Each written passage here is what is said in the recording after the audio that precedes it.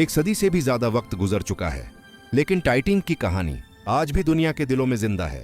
ये सिर्फ एक जहाज नहीं था, ये इंसान के ख्वाबों और गुरूर की सबसे बड़ी अलामत था। सन 1990 बेलफास्ट के शहर में स्टील का एक द्वीप जन्म ले रहा था। हजारों मजदूर दिन रात एक ऐसे जहाज को बना रहे थे जिसे कहा जाता था नाकाबिले गरक। इसका नाम था RMS टाइटैनिक।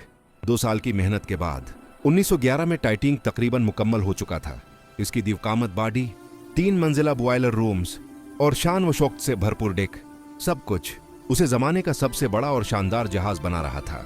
31 मई 1911 वो दिन जब लाखों लोगों ने उस समंदरी द्वीप को पहली बार पानी को छूते देखा।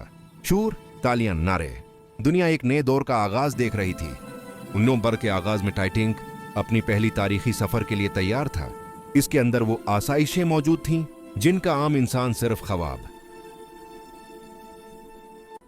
देख सकता था। पहली क्लास से लेकर तीसरी क्लास तक हर कोई एक नए सफर की उम्मीद लिए जहाज पर सवार हुआ। 10 अप्रैल 1912 की सुबह टाइटैनिक साउथहैम्पटन की बंदरगाह से रवाना हुआ। मुसाफिर हाथ हिला रहे थे और समंदर इस बड़े सफर को खुश आमदीद कह रहा था। किसी को अंदाजा भी नहीं था कि ये इस जहाज का पहला और आखिरी सफर होगा। समंदर में कई दिनों तक जिंदगी खूबसूरती से गुजरती रही। रक्स, मौसीकी, खाने, हंसी और दूसरी तरफ मशक्कत, काम और लंबी ड्यूटियां।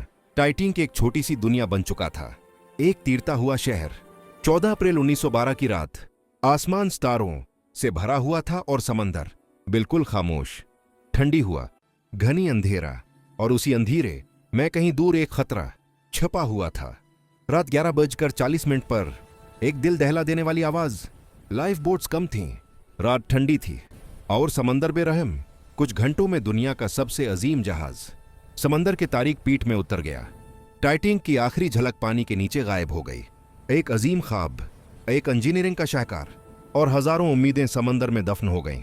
लेकिन उसकी कहानी आज भी जिंदा है, इंसान को याद दिलाती है कि कुदरत के सामने कोई ताकत, कोई गुरूर हमेशा के लिए नहीं रहता।